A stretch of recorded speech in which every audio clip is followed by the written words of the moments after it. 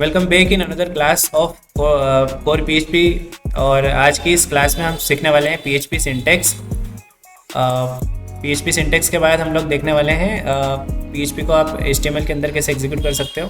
PHP case sensitive वाला part समझने वाले हैं and then we will understand the comments, कितने टाइप्स के कमेंट्स और कैसे कमेंट्स पीएचपी में यूज़ होते हैं। पीएचपी वेरिएबल्स क्या होता है and then variable scope PHP में कैसे यूज़ कर सकते हैं हम लोग। ऑल्सो हम इको और प्रिंट के बारे में समझेंगे, इन दोनों के बारे में डिफरेंस समझेंगे, इको और प्रिंट क्या होता है, कैसे इनका यूज़ होता है। फिर हम लोग एक बेसिक सा क्विक समरी समझने वाले हैं। तो सिंटेक्स क्या होता है? बेसिकली किसी भी कोड को लिखने का तरीका होता है सिंटेक्स। हर प्रोग्रामिंग लैंग्वेज का सिंटेक्स डिफरेंट होता है। C++ में प्रिंट करने का तरीका अलग होता है, वैसे ही पीएचपी का तरीका अलग है, पाइथन के अलग प्रिंट करने का, पाइथन के अंदर भी प्रिंट करने का या कुछ भी काम करने का तरीका अलग होता है। जस्ट तरीका चेंज होता है, कंसेप्ट सेम होते हैं, तो उस तरीके को ही सिंटेक्स कहते हैं। सिंपल। जैसे आप हिंदी में अलग तरीके से लिखते हो, इंग्लिश में कुछ और तरीके से लिखते हो। जैसे इंग्लिश में आप लिखते हो हाउ आर यू, हिंदी में आप लिखते हो आप कैसे हो। तो बस वो लिखने का तरीका चेंज हो रहा है, बाकी कंसेप्ट दोनों का ही या हर लैंग्वेज का सेम होने वाला है। तो जो सिंटेक्स होता है वो basically the way to write a code called syntax. Simple. अब हमको पता है कि पीएचपी का जो कोड होता है वो सर्वर पर एग्जीक्यूट होता है, क्योंकि PHP server side scripting language है जो सर्वर पर कोड को एग्जीक्यूट करती है, और सर्वर पर कोड एग्जीक्यूट करने के बाद वो आउटपुट देती है आपके ब्राउज़र को, ताकि आपके ब्राउज़र पर आपको आउटपुट दिख पाए। क्लियर? देखो ये सिंपल ऐसे काम करता है। फॉर एग्जांपल आपने जो पीएचपी का कोड लिखा, योर पीएचपी कोड, एंड ये पीएचपी का कोड जाएगा सर्वर के पास, वहाँ पर एग्जीक्यूट होगा, और एग्जीक्यूट होने के बाद आपके ब्राउज़र को मिल जाएगा। सिंपल, ताकि आपका आउटपुट दिख जाए। लेकिन ये कोड एग्जीक्यूट होता है आपके सर्वर पर पीएचपी में, लेकिन आप HTML पे चलाते हो तो HTML डायरेक्ट विदाउट सर्वर के आपका कोड एग्जीक्यूट करके ब्राउज़र पर आउटपुट दिखा देता है, क्योंकि ये ब्राउज़र पर एग्जीक्यूट होता है कौन? HTML। Then the browser never sees the PHP code. Browser को PHP कोड के बारे में आता पता कुछ भी नहीं रहता है, PHP का कोड भी कुछ भी नहीं दिखता है ब्राउज़र को। फॉर एग्जांपल देखते हैं ये वाला कोड, ठीक है। अब हम यहाँ पर क्या कर रहे हैं, एक इको कर रहे हैं मैं हेलो, और ये सब बता देता हूँ मैं, हेलो CSI करके मैं एक इको कर रहा हूँ। ये जो बेसिक सा कोड है, जैसे इको किया हमने यहाँ पे हेलो CSI, ये अगर मैं ब्राउज़र पे रन करूँगा तो ब्राउज़र को ये वाला कोड नहीं दिखेगा, ब्राउज़र पे सिर्फ आपको दिखने वाला है ये हेलो CSI। सिंपल। देखते हैं कैसे। तो इस फाइल को मैं एग्जीक्यूट करता हूँ, राइट क्लिक करके कॉपी फाइल पाथ कॉपी कर लेता हूँ यहाँ से। और एक और तरीका है अपने पास, डायरेक्ट पहले हम लोग क्या करते थे, लोकल होस्ट लिखते थे और फोल्डर का नेम एंड वगैरह वगैरह सब करते थे। अब आपको क्या करना है, डायरेक्ट कॉपी फाइल पाथ किया हमने, मतलब इस फाइल का फाइल पाथ कॉपी कर लेते हैं यहाँ से, एंड देन ब्राउज़र पर डायरेक्ट पेस्ट करो, है ना। और फिर ये htdocs से पहले वाला जो पार्ट है, क्योंकि हमको पता है कि जो लोकल होस्ट होता है वो htdocs तक का पाथ रखता है, इतना पाथ हमने htdocs में कन्वर्ट लोकल होस्ट लिखा उसकी जगह पे, and then just enter. Simple. अब जो मैं आपको समझाने वाला था, जो कि हमने यहाँ पे देखा हुआ है कि ब्राउज़र नेवर सीज दी PHP कोड। आपका जो ब्राउज़र होता है वो PHP कोड नहीं देखता या नहीं देख सकता। तो उसका मतलब क्या है, ये उसका मतलब नहीं, ये तो एक आउटपुट है। इसका मतलब है कि इसको जब आप इंस्पेक्ट करोगे, इसके इंटरनल प्रोसेस देखोगे, तो यहाँ पर देखने को मिलेगा कुछ इस टाइप से, या फिर आप इसका रिसोर्स देख सकते हो, कंट्रोल के साथ U करोगे तो इसका सोर्स देखने को मिलेगा, ये सोर्स फाइल देखने को मिलेगी। तो यहाँ पर आपका पूरा फाइल कोड दिखेगा। HTML को आपका PHP कोड नहीं दिख रहा है, यहाँ पर कोई PHP मतलब कुछ इस टाइप से नहीं दिख रहा है आपको यहाँ पर। क्लियर? अगर मैं एक वेरिएबल भी बनाता हूँ, फॉर एग्जांपल मैं एक वेरिएबल बना रहा हूँ नेम, और इसमें रख देते हैं हम लोग सोनकच, फॉर एग्जांपल सिटी नेम है, तो सोनकच मैंने लिखा, और इसको इको करते हैं लाइक दिस $नेम। सेव किया और रिफ्रेश किया, तो यहाँ पर सिर्फ सोनकच दिखेगा, ना कि ये सब। तो आपके ब्राउज़र को आपका PHP का कोड नहीं दिखता है, कोड डायरेक्टली एग्जीक्यूट होता है सर्वर पर, और एग्जीक्यूट होने के बाद आपके ब्राउज़र को एज अ आउटपुट दिया जाता है सर्वर के थ्रू। क्लियर?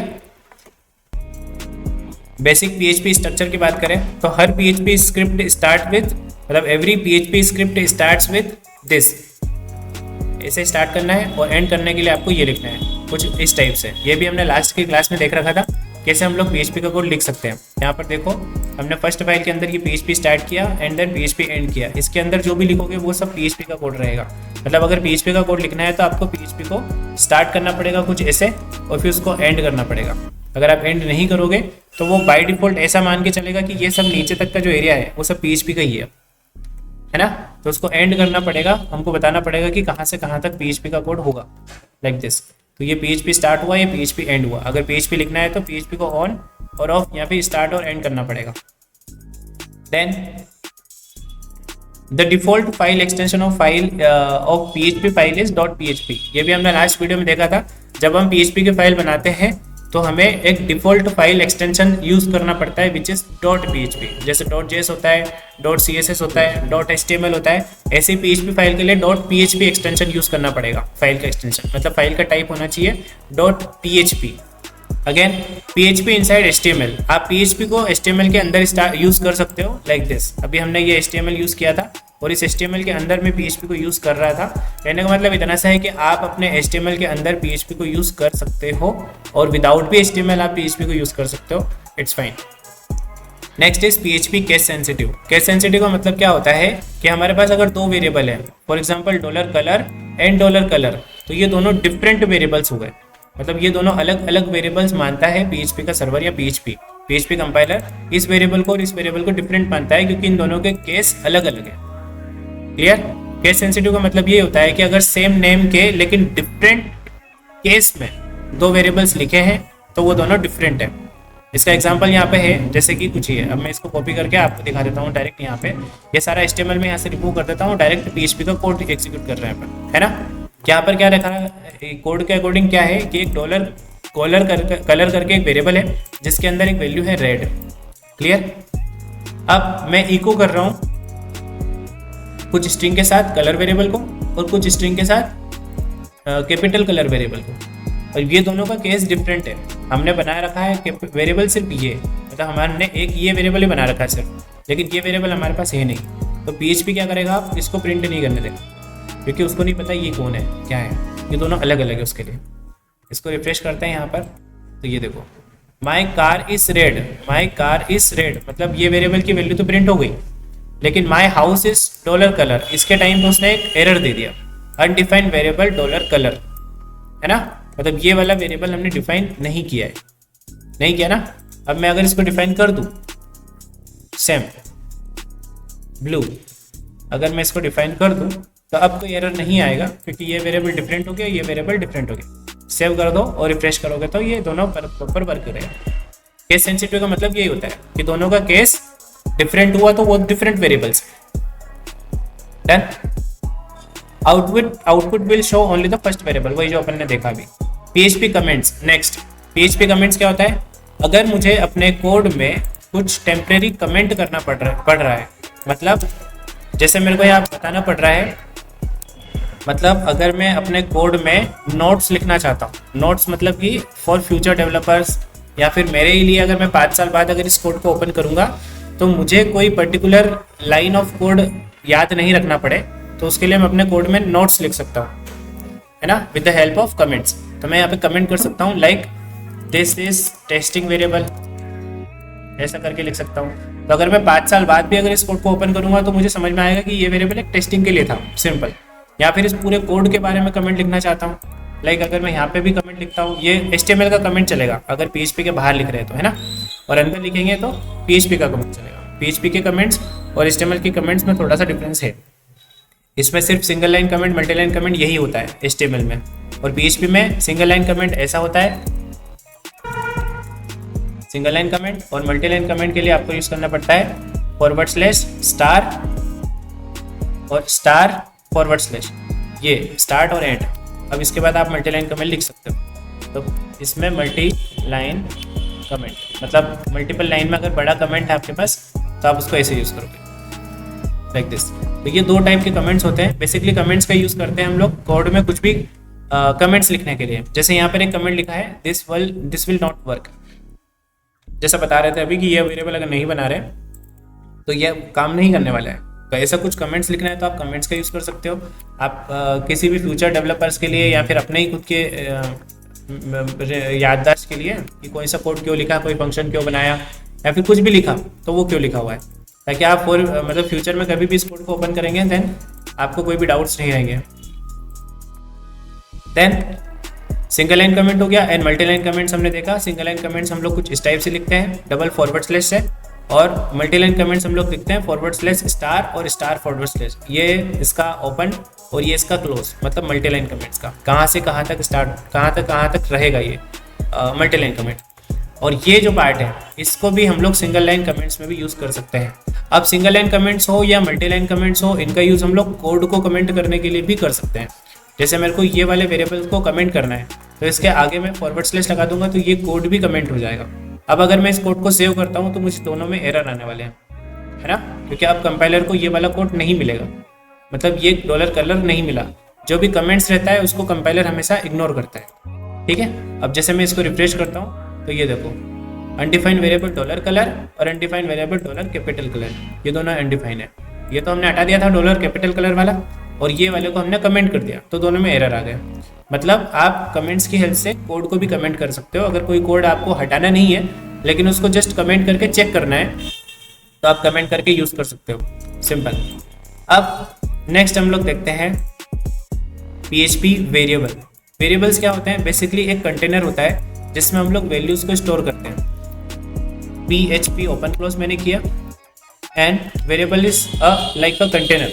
जैसे किसी का नेम स्टोर करना है या उसका फ़ोन नंबर स्टोर करना है तो फ़ोन नंबर इस टाइप से हमने स्टोर कर दिया। तो फ़ोन नंबर स्टोर करना है, नेम स्टोर करना है, जेंडर स्टोर करना है या कुछ भी वैल्यूज़ को स्टोर करना है, ये वैल्यूज़ होती है तो मैं वेरिएबल्स का यूज़ करूँगा। अब PHP में C++ के कंपेरेटिवली बहुत ज़्यादा इजी तरीका होता है वेरिएबल्स को बनाने का, क्योंकि हमको यहाँ पर कोई इंट केयर वगैरह कुछ भी डेटा टाइप मतलब नहीं देना पड़ता। C++ में देना पड़ता है और PHP में आपको ये देने की ज़रूरत नहीं है, ये ऑटोमेटिकली आइडेंटिफाई करता है किस टाइप की वैल्यू है, उसके अकॉर्डिंग ये स्टोर कर लेता है, सिंपल। इसको प्रिंट करने के लिए भी, मतलब वेरिएबल को प्रिंट करने के लिए भी सिंपल आपको इको एंड देन वेरिएबल का नाम, सिंपल, दैट्स इट। आपका वेरिएबल इसमें प्रिंट भी होगा PHP में। सेव करेंगे तो आपका आउटपुट मिलेगा CSI अनएक्सपेक्टेड टोकन, क्योंकि हमने सेमीकोलन नहीं लगाया, लाइक दिस, ये आउटपुट आ गया। ये वेरिएबल बनाया और इस वेरिएबल को प्रिंट करना हमने देख लिया, क्लियर। इस वेरिएबल को अगर मैं स्ट्रिंग के साथ प्रिंट करना चाहता हूँ, स्ट्रिंग के साथ प्रिंट करना चाहता हूँ मतलब कि इसके पहले लिखना चाहिए कि जैसे यहाँ पे मैंने लिखा एक नेम अंकित और मैं यहाँ पे आउटपुट दिखाना चाहता हूँ माई नेम इज और फिर डॉट से आप वेरिएबल को, मतलब आप डॉट की हेल्प से इस वेरिएबल को इस स्ट्रिंग से कॉन्केटिनेट करते हो। सेव करके आप जब पेज को रिफ्रेश करोगे तो माई नेम इज जो आपकी वेरिएबल की वैल्यू है वो आएगी, लाइक दिस। अब फ़ोन भी आपको दिखाना है तो अगेन आप यहाँ पर डॉट लगा सकते हो, डबल इन्वर्टेड के अंदर अदर मैसेज दिखा सकते हो, जैसे एंड माई फोन इज करके डॉट में $फोन, क्लियर। इस टाइप से आप फ़ोन को भी प्रिंट कर रहे हो। अगर आप चाहते हो कि एंड नहीं आए और ये नई लाइन में आए, मतलब ये एंड नहीं लगाना है तो एंड हटा दो और नई लाइन में आने के लिए \n यूज़ कर लेंगे और रिफ्रेश कर देंगे। नहीं हो रहा तो फिर हम लोग यहाँ पर हालांकि कर सकते हैं, वो भी बता दूंगा आपको। BR लगा दो आप, आपका HTML भी, आपका मतलब आपका जो PHP है वो HTML भी एग्जीक्यूट कर सकता है। मतलब अब इस स्ट्रिंग में वो इसको एज अ स्ट्रिंग नहीं ट्रीट करेगा। BR को कैसे ट्रीट करेगा? वो ब्रेक जैसे लाइन ब्रेक करने के लिए यूज़ करते हैं, लाइक दिस, क्लियर। इस टाइप से आप BR भी यूज़ कर सकते हो, मतलब प्रिंट करने के लिए HTML का भी यूज़ किया जा सकता है। जैसे मेरे को माई फोन इज में ये जो फ़ोन है ये मेरे को कैसे दिखाना है? बोल्ड, है ना। या फिर ये जो नेम है ये मेरे को कैसे दिखाना है? बोल्ड दिखाना है। तो बोल्ड के लिए हम लोग HTML में यूज़ करते हैं B, तो हमको इसमें B से इसको कवर कर देना है, सिंपल। ये B से नेम को हमने कवर कर दिया, सिंपल। सेव करेंगे और जब रिफ्रेश करेंगे तो ये बोल्ड में दिखेगा, क्लियर। अगर मैं इसको इटैलिक करना चाहता हूँ तो इसमें I में कवर कर देंगे और सेव करके इसको देखेंगे तो ये इटैलिक हो गया, क्लियर। अगर अंडरलाइन चाहता हूँ और बोल्ड भी चाहता हूँ, है ना, ये बोल्ड भी चाह रहा हूँ मैं और अंडरलाइन भी चाह रहा हूँ, तो बोल्ड के अंदर आप U एलिमेंट का यूज़ कर लो। तो बोल्ड के अंदर हमने U को क्लोज भी कर दिया एंड सेव करेंगे तो ये बोल्ड भी हो जाएगा और अंडरलाइन भी हो गया। Is it clear? सिंपल। ये वेरिएबल्स होते हैं। Variables start with $। आप $के साथ वेरिएबल्स को स्टार्ट करते हो। Can have short name like $X variables के नेम शॉर्ट नेम भी हो सकते हैं, जैसे $x, $y, $z, लेकिन जो वैल्यू है वही आप वेरिएबल का नाम यूज़ करो। मतलब जो भी वैल्यू आप स्टोर कर रहे हो सेम वही आपका वेरिएबल का नाम होना चाहिए। फॉर एग्जाम्पल मैं बता रहा हूँ, जैसे कि ये कोई सिटी का नेम है, फॉर एग्जाम्पल देवास, ये एक सिटी का नेम है और मैंने यहाँ पे नेम लिखा है, तो मैं समझ नहीं पा रहा हूँ कि नेम है क्या एक्चुअली, किस चीज़ का नेम है। तो आपको यहाँ पे रखना पड़ेगा इस वेरिएबल का नाम लाइक city_name, सिंपल। ऐसे नाम रखो उस वैल्यू के उस वैल्यू जो वैल्यू है उसके हिसाब से आपको नाम रखना है वेरिएबल्स के। तो आप उसको हमेशा ही मतलब कन्फ्यूजन में रहोगे नहीं कि ये वेरिएबल क्या है, वैल्यू क्या है, like this. Descriptive names like age, total amount वगैरह वगैरह, जो भी आपको वैल्यूज़ रख रहे हो मतलब वही आपको वेरिएबल का नाम रखना है, ऐसा। अब नेम रख रहे हो आप, किसी का नेम रख रहे हो तो वो किसी में वो कौन है, जैसे वो स्टूडेंट हुआ तो फिर आपको लिखना है student_name। तो स्टूडेंट का नाम जैसे कि अंकित सिंह, तो ये स्टूडेंट का नेम है, ये सिंपल, क्लियर है। तो स्टूडेंट का नेम स्टोर करना है तो आपको स्टूडेंट नेम प्रॉपर लिखना पड़ेगा। अब वेरिएबल के नेम में आपको फर्स्ट लेटर कैपिटल स्टोर नहीं करना चाहिए, कर सकते हो आप लेकिन नहीं करना चाहिए। ये हमेशा अंडरस्कोर से अंडरस्कोर या फिर आप इसको कैमल केस में लिख सकते हो। जैसे ये तो हो गया स्नैक केस, फिर होता है इसमें एक और camel case, like this. Camel case में स्टोर कर सकते हो, स्नैक केस में स्टोर कर सकते हो, या फिर अब आपको इसमें नंबर से स्टार्ट नहीं करना है, वेरिएबल का नेम कभी भी नंबर से स्टार्ट नहीं होगा। मतलब क्या करना है आपको, स्नैक केस और कैमल केस से आप इसको स्टोर कर सकते हो, ठीक है। ये बेटर तरीका होता है। इन दोनों के अलावा आप अगर नंबर से इसको स्टोर करते हो, जैसे फर्स्ट लेटर अगर नंबर हुआ तो ये एरर दे, नंबर से आप इसको स्टोर नहीं कर सकते। सेकंड, आप वेरिएबल के नेम में स्पेस यूज़ नहीं कर सकते। अगर दो वर्ड्स हैं, जैसे स्टूडेंट और नेम, दो वर्ड है, अगर आप दोनों के बीच में स्पेस देके यूज़ करते हो तो आप नहीं कर पाओगे, ये भी आपको नहीं करना है। ये कुछ बेसिक से रूल्स हैं। वेरिएबल बनाने का बहुत सिंपल सा तरीका है कि डॉलर यूज़ करो, आपके वेरिएबल का नेम यूज़ करो, इक्वल मतलब असाइनमेंट ऑपरेटर, एंड आपकी वैल्यू जो भी वेरिएबल में रखना है आप। जैसे नेम के अंदर क्या स्टोर करना है, राहुल, तो राहुल लिखा। एज वेरिएबल के अंदर क्या स्टोर करना है, 20, तो 20 लिखा। इसको इको करना है तो डायरेक्ट इको $नेम, तो ये राहुल प्रिंट कर देगा। Variable scope in PHP, next is variable का स्कोप चेक करते हैं। तो वेरिएबल के 3 स्कोप होते हैं, ग्लोबल स्कोप, लोकल स्कोप और स्टैटिक। देखो इसमें ये रहा एक global scope and then local scope and then static scope, clear. ये 3 स्कोप हम लोग समझते हैं। सबसे पहले देखते हैं ग्लोबल स्कोप क्या होता है। तो PHP has 3 types of variables. Global scope, a variables declare outside a function is global.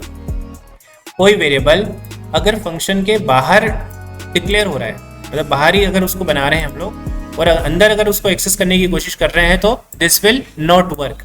Function को नहीं पता है कि वो वेरिएबल कौन है। इसको मैं कॉपी करके आपको एक बार एग्जीक्यूट करके दिखाता हूँ, लाइक दिस।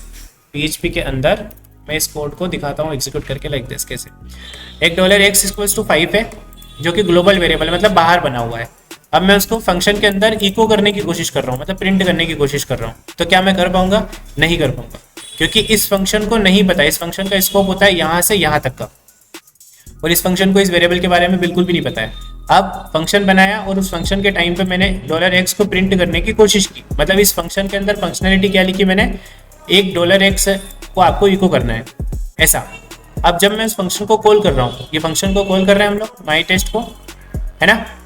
इसको कॉल कर रहे हैं मतलब ये क्या करेगा, फंक्शन इसको इको करने की कोशिश करेगा $x को, है ना। बहुत इजी तरीके से समझाता हूँ कि $x बाहर बना हुआ है, आप उसको फंक्शन के अंदर इको कर रहे हो और फंक्शन को कॉल करने की कोशिश कर रहे हो। फंक्शन को कॉल किया तो ये इको करने के लिए ट्राई करेगा, लेकिन इसको ये इको नहीं कर पाएगा। क्यों? क्योंकि इसके अंदर कोई $x वेरिएबल नहीं बना हुआ है, बाहर बना हुआ है, इसलिए उसको एरर मिलेगा। चला के दिखते हैं, देखो अनडिफाइंड वेरिएबल $x, कौन बोल रहा है? ये, मतलब इसको जब हमने कॉल किया तो वो इको करने की कोशिश कर रहा है, और यहाँ पर कोई भी x वेरिएबल डिफाइन नहीं है। कहाँ पर? फंक्शन के अंदर, बाहर है, लेकिन बाहर वाले को अंदर एक्सेस नहीं कर पाएंगे क्योंकि वो ग्लोबल वेरिएबल है, सिंपल। अब यहाँ पर अगर आप प्रिंट करने की कोशिश कर रहे हो, मतलब बाहर ही बाहर, तो आप कर पाओगे, जो कि आउटपुट आ रहा है 5, क्लियर। लेकिन फंक्शन के अंदर नहीं कर पाओगे, इजी। ये होता है ग्लोबल। ग्लोबल मतलब बाहर ही बाहर एक्सेस हो सकता है, वो ग्लोबल स्कोप होता है। ये बाहर बाहर का स्कोप, फंक्शंस के बाहर का स्कोप को ग्लोबल स्कोप बोलते हैं। अब लोकल स्कोप की तरफ बढ़ते हैं तो और समझ में आएगा कि ग्लोबल स्कोप क्या था। लोकल स्कोप का जो कोड है इसको भी मैं सिंपल कॉपी करके आपको दिखाता हूँ। अगेन पेस्ट $x $y, ये दोनों बाहर बने हुए है ना, मतलब ग्लोबली बने हुए हैं। अब माई फंक्शन के अंदर, सॉरी माई टेस्ट फंक्शन के अंदर मैं ग्लोबल कीवर्ड के साथ इन दोनों वेरिएबल्स को मैं ग्लोबल बना लेता हूँ, क्योंकि ये ग्लोबल मतलब कि इनको ग्लोबली एक्सेस करने के लिए, ग्लोबल मतलब फंक्शन के अंदर भी एक्सेस कर पाऊँ, है ना। देखो $x और $y दो वेरिएबल्स हैं जो ये कैसे हैं, ग्लोबली है, मतलब बाहर बाहर है ना। और इस फंक्शन के अंदर का जो स्कोप होता है इसको लोकल स्कोप बोलते हैं। मतलब ये जो एरिया है ना, इसको लोकल स्कोप बोला जाता है। किस एरिया की बात कर रहा हूँ मैं, ये जो एरिया है यहाँ से तो यहाँ तक का, इस एरिया को बोलते हैं लोकल स्कोप, है ना। ये ग्लोबल वेरिएबल्स को लोकली आप एक्सेस डायरेक्ट नहीं कर सकते। ये अपन ने देखा था लास्ट एग्जाम्पल में, मतलब यहाँ पर इस वेरिएबल को आप अंदर एक्सेस करने की कोशिश करोगे तो नहीं कर पाओगे, क्योंकि ये इसका लोकल स्कोप है और वो ग्लोबल स्कोप में अवेलेबल है। अगर मैं इसको एक्सेस करना चाहता हूँ, मतलब इन ग्लोबल वेरिएबल्स को लोकल स्कोप में एक्सेस करना चाहता हूँ, तो मेरे को बोलना पड़ेगा कि ग्लोबली इन दोनों वेरिएबल्स को दो। मैं ग्लोबल कीवर्ड यूज करूंगा $x $y, है ना। अगर मैं इनको ग्लोबली एक्सेस करने की कोशिश करूं ग्लोबल कीवर्ड की हेल्प से, है ना, तो इनको एक्सेस कर सकता हूं। मतलब मैं चाहता ही हूं कि इन वेरिएबल्स को अंदर यूज करूं, तो फिर आप ग्लोबल कीवर्ड के साथ इन दोनों वेरिएबल्स को डिक्लेयर कर दो एज अ ग्लोबल, फिर आप उनको इंटरनली एक्सेस कर सकते हो। अब इसका एग्जांपल आपको चला के दिखाऊंगा तो इजीली समझ में आएगा। आउटपुट में हमको आया है 15।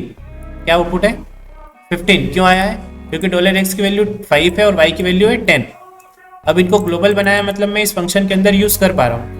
$x मतलब क्या है 5, $y मतलब 10, $x प्लस 5 क्या हुआ 15, तो ये $y के अंदर आ गया 15। और जब मैंने इस फंक्शन को कॉल करवाया मतलब इसको, तो ये सारी फंक्शनलिटी परफॉर्म हुई, है ना। मतलब इन दोनों ग्लोबल वेरिएबल्स को लोकल बना लिया हमने, मतलब ग्लोबली एक्सेस करवा दिया यहाँ पे अंदर फंक्शन के, और फिर $x प्लस y को प्लस करके $y में असाइन कर दिया। अब अगर मैं इको करता हूँ $y को, है ना, अगर $y को इको करता हूँ और यहाँ पर फंक्शन को कॉल कर रहा हूँ, फंक्शन को कॉल कर रहा हूँ मतलब ये कोड चला रहा हूँ, और $y को इको कर रहा हूँ मतलब इसको डायरेक्ट इको करने की कोशिश कर रहा हूँ। तो ये देखो आउटपुट में क्या आ रहा है 15। क्या मतलब है, इस फंक्शन को कॉल किया, है ना, तो उसने क्या किया, बाहर के वेरिएबल्स को अंदर एक्सेस करवा दिया क्योंकि ग्लोबल यूज किया हमने, और y के अंदर क्या साइन कर दिया, इन दोनों का एडिशन, मतलब 10 प्लस 5, है ना। तो y की वैल्यू क्या हो गई 15। क्लियर? इस फंक्शन के जस्ट कॉल करने से y की वैल्यू हो गई है 15। अब जब हम इको करके देखेंगे y को, तो उसकी करंट वैल्यू मिलेगी हमको 15 मिलेगी ना, क्योंकि इसने कर दिया ना चेंज। क्लियर? इस टाइप से आपका ग्लोबल वेरिएबल्स काम करता है कि आप किसी बाहर वाले वेरिएबल्स को अंदर एक्सेस करके उनका यूज कर सकते हो। सिंपल, ये ग्लोबल वेरिएबल्स होता है ना। नेक्स्ट आता है लोकल स्कोप। अरे ये ग्लोबल था, ये लोकल स्कोप। लोकल स्कोप क्या है, अंदर का वेरिएबल अंदर ही एक्सेस होता है, मतलब फंक्शन के अंदर कोई वेरिएबल है तो वो अंदर ही एक्सेस हो सकता है, उसको बोलते हैं लोकल स्कोप। क्लियर? इसको भी दिखाऊं क्या चला के, सिंपल ही दिख रहा है। चलो इसको यहीं से बताता हूँ। इसमें ऐसा होता है कि अगर कोई वेरिएबल है अंदर, मतलब इस फंक्शन के अंदर, जैसे $a = 10, तो आप उसको अंदर ही एक्सेस कर रहे हो, $a। सिंपल। अब इस फंक्शन को कॉल करते हैं लाइक माई टेस्ट, तो आउटपुट क्या आएगा आपको 10, ये आ गया। क्लियर? मतलब अंदर का वेरिएबल अंदर ही एक्सेस कर रहे हैं अपन, तो उसको बोलते हैं हम लोग लोकल स्कोप। मतलब इस फंक्शन के अंदर का एरिया सिंपल लोकल स्कोप कहलाता है, बाहर का एरिया ग्लोबल स्कोप कहलाता है। ग्लोबल वेरिएबल्स को अंदर यूज करने के लिए हम लोग ग्लोबल कीवर्ड का यूज करते हैं, ये हमने अभी तक पढ़ा है। नेक्स्ट हम लोग देखते हैं स्टैटिक स्कोप। स्टैटिक स्कोप का मतलब क्या है? अच्छा, इसमें यहाँ पे एक और पार्ट दे रखा है, इको करके रखा है बाद में एक्स को, मतलब इस ए को मैं बाहर एक्सेस करने की कोशिश करूँ तो कर सकता हूँ क्या? नहीं, $a, क्योंकि ये किसके अंदर बना हुआ है, फंक्शन के अंदर, आप उसको बाहर एक्सेस नहीं कर सकते। देखो रिफ्रेश करेंगे तो एरर आएगा। ठीक है, कोई वेरिएबल बाहर बना है तो बाहर एक्सेस हो सकता है, अंदर नहीं हो सकता। सिंपल सा रूल है।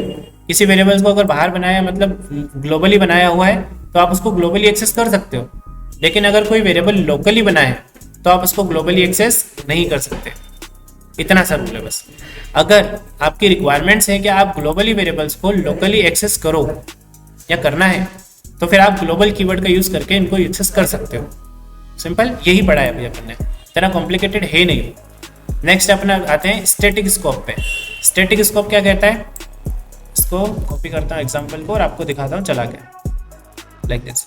एक फंक्शन है माई स्टैटिक माई टेस्ट, इसके अंदर स्टैटिक एक वेरिएबल बनाया है $x=0। फिर उसको इको किया मैंने तो 0 प्रिंट होगा। फिर हमने क्या किया उस फंक्शन के अकॉर्डिंग कि x की वैल्यू को इंक्रीमेंट कर देना, ठीक है। तो x की वैल्यू 0 थी, इको हो गया 0 और उसकी वैल्यू हो गई 1, इंक्रीमेंट हो गई। अब एक बार कॉल किया तो उसने 0 प्रिंट कर दिया और वैल्यू को बढ़ा दिया, ठीक है, बढ़ा दिया। फिर समझना, फिर से प्रिंट किया मैंने, तो स्टैटिक का काम यही है कि उसकी जो करंट वैल्यू है उसको होल्ड करके रखे, ना कि उसको बार बार 0 करे, ठीक है। तो ये क्या करेगा, 0 से 1 हो गई थी तो 1 प्रिंट करेगा और फिर 1 को इंक्रीमेंट करके क्या कर देगा 2, तो 1 प्रिंट हो गया। देन अगेन मैंने माई टेस्ट को कॉल किया, माई टेस्ट फंक्शन को फिर से मैंने कॉल किया, तो फिर से उसने जो उसकी करंट वैल्यू आई थी 1 थी, तो उसने इको करवा दिया 1 को, है ना, और फिर उसकी वैल्यू को कर दिया इंक्रीमेंट। फिर से आप कॉल करोगे तो इसकी वैल्यू मिलेगी आपको 3, है ना। इस टाइप से काम करता है। इसको मैं चला कर दिखाता हूँ। इसका आउटपुट आएगा 0 1 2, पहले 0 आया, फिर 1 आया, फिर 2 आया। क्लियर। फॉर एग्जाम्पल अगर मैं स्टैटिक नहीं यूज करता हूँ, हटा देता हूँ, तो हर बार जब जब आप फंक्शन को कॉल करोगे ये x की वैल्यू को रिसेट कर देगा, मतलब 0 कर देगा, है ना। देखो माई टेस्ट को कॉल किया तो क्या हुआ, x की वैल्यू 0, इको कर दो, इंक्रीमेंट कर दो। अब फिर से कॉल किया तो फिर क्या करेगा, वापस से x की वैल्यू 0 है उसको इको कर दो, फिर इंक्रीमेंट कर दो। 0 है तो 0 प्रिंट करेगा और इंक्रीमेंट करेगा, पर इंक्रीमेंट करने का कोई बेनिफिट है ही नहीं, क्योंकि हर बार ये x की वैल्यू 0 दे देता है ना। और जब आप उसको स्टैटिक दे दोगे तो ये x की वैल्यू 0 नहीं दे पाएगा, x की वैल्यू जो भी करंट होगी उसको फॉलो करेगा। आगे समझ में। जैसे रिफ्रेश करते हैं तो 0 1 2 आता है। अगर विदाउट स्टैटिक के मैं इसको यूज करता हूँ तो आउटपुट क्या मिलेगा, 000। क्यों, क्योंकि हर बार x अपनी वैल्यू को 0 कर देता है। क्लियर, क्लियर और नॉट, गुड। ये हुआ अपना स्टैटिक वाला पार्ट। अब नेक्स्ट हम लोग देख लेते हैं इको और प्रिंट में डिफरेंस। 2 टाइप से आप लोग PHP में मैसेज को या फिर आउटपुट दे सकते हो। जैसे मैं अभी तक हम लोग यूज कर रहे थे ये इको वाला पार्ट, लाइक अगर मुझे कुछ इको करना है तो डबल इन्वर्टेड के अंदर मैं इको लिखता हूँ, दिस इज आउटपुट, और सेव करते हैं, रिफ्रेश करते हैं तो ये आउटपुट आया, है ना। ये इको कर सकते हैं। ऐसे ही मेरे पास एक और फंक्शन होता है PHP के अंदर, प्रिंट। इसमें भी मैं कर सकता हूँ same, this is output using print, save and refresh, तो ये भी आउटपुट आ जाएगा, है ना। अब मेरे को BR लगाना है तो इको कर दो एक BR, है ना, ये नई लाइन में आ जाएगा। क्लियर है। दोनों ही तरीके से आप इको और प्रिंट दोनों ही तरीके से आप आउटपुट ले सकते हो PHP में। तो फिर इन दोनों को मतलब फिर प्रिंट क्यों यूज नहीं करते हम लोग, इको क्यों यूज करते हैं, इन दोनों में डिफरेंस क्या है वो समझो। इको और प्रिंट में डिफरेंस ये है कि इको स्लाइटली फास्टर होता है आपके प्रिंट से, मतलब इको जल्दी प्रिंट करके देता है या जल्दी आउटपुट देता है, और प्रिंट स्लाइटली स्लोअर होता है, मतलब थोड़ा सा स्लो है एज कम्पेयर टू इको, ठीक है। नेक्स्ट डिफरेंस इज कि इको जो होता है कोई भी रिटर्न वैल्यू नहीं देता है, और जो प्रिंट होता है वो रिटर्न वैल्यू देता है, रिटर्न में हमको 1 देता है, ठीक है।